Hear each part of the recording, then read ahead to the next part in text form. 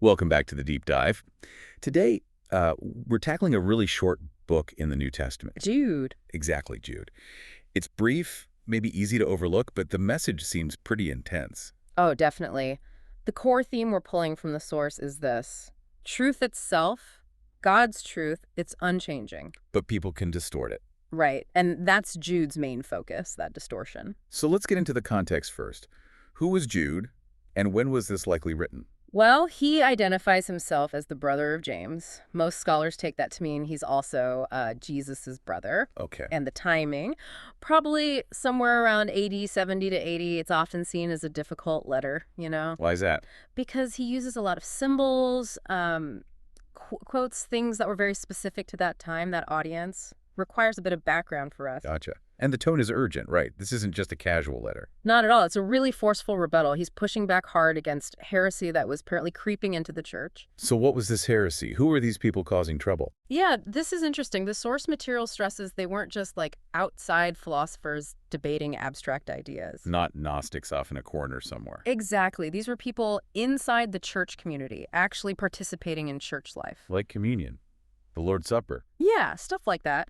But their actual lives were apparently pretty debauched. They were twisting the idea of God's grace, using it as an excuse, basically. A license for their own greed, for immoral living, distorting Christian freedom. Wow. So the threat was internal and, well, moral, not just intellectual. Precisely. And that's why Jude's response is so direct. He basically says, okay, I wanted to write about salvation, but this is more urgent. Which leads to that core verse, Jude 1.3. Right. He urges believers contend for the faith that was once for all entrusted to God's holy people. Contend.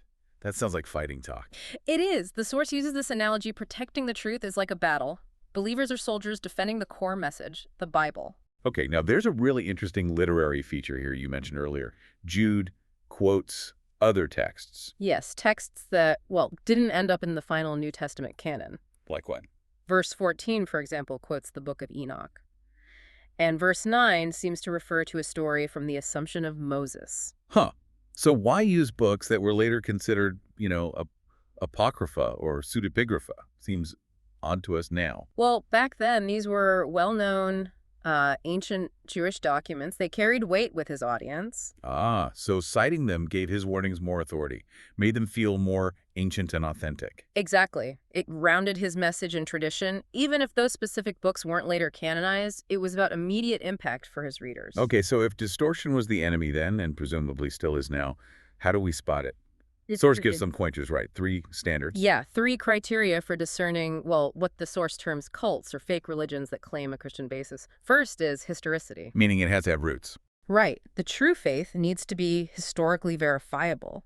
You should be able to trace its lineage, from Abraham through the Old Testament prophets, culminating in Jesus. No sudden new prophets popping up out of nowhere with a totally new message. That's the idea. The source material we looked at specifically mentions groups like Shinyanji, the Unification Church, JMS, and the Seventh-day Adventist Church as examples it claims lack this historical verification. Okay, what's the second standard? Universality.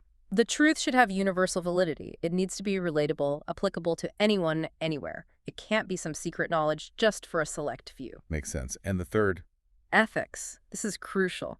The true truth should produce ethical behavior. It should align with core moral principles. And the source contrasts this with examples. Yes, it cites alleged practices in a group like Shinyanji, things like deception, forcing members to cut ties with family, even reports of kidnapping or assault. Clearly unethical, according to the source. So how does this connect to today? The source draws parallels, doesn't it? It does. It argues that similar distortions are happening now, particularly around attempts to redefine established norms or biblical teachings. Such as?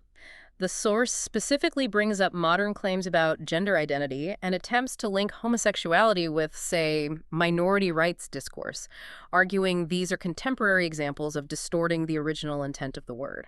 And the danger if these distortions are contended against. The source warns it leads believers down a path to living what it calls a monstrous life, something totally different from what the word intended, a gradual drift away from the foundation. So the takeaway seems clear. The word itself, the truth, is stable, unchanging. Correct. But our job as believers is to be diligent, to protect it, to contend for it, because distortion is an ongoing threat. Absolutely. And the source leaves us with a really potent final thought to consider. Oh. It draws an analogy.